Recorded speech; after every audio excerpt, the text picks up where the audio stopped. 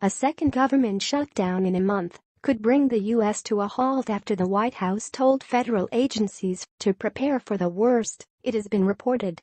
Congress has until midnight to agree a budget or face federal employees being forced to take unpaid leave and some nationally funded services being closed. The proposed budget will plan to see federal spending increase by about $300 billion over 2 years, as well as a rise in the debt ceiling until March 2019. A spending plan for the government was meant to be agreed by Congress in January. However, a deadlock between Republicans and Democrats led to a 3-day shutdown before the parties passed a temporary funding plan that provided money for federal services until today. Democrats are now calling for a 1-day continuing resolution to try and avoid federal services being left without funding for a second time in 2018. Republican Senator Rand Paul is said to want to vote on an amendment to impose strict budget caps as well as stripping the debt limit from the proposed plan. He said, "I'm not advocating for shutting down the government. I'm also not advocating for keeping the damn thing open and borrowing $1 million a minute. This is reckless spending that is out of control."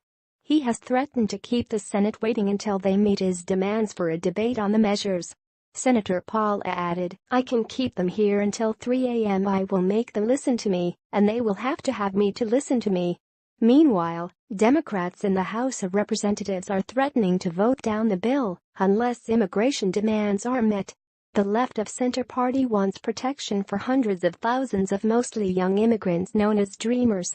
They've also insisted that the budget bill will not include funding for Trump election pledge to build a wall on the border with Mexico.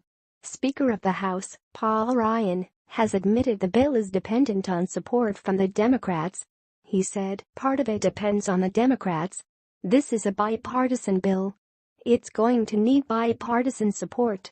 In an attempt to reassure Democrats in the face of their opposition to the funding plan, Mr. Ryan promised to bring an immigration bill to the House floor after spending measures are enacted. However, he did not make an unconditional guarantee.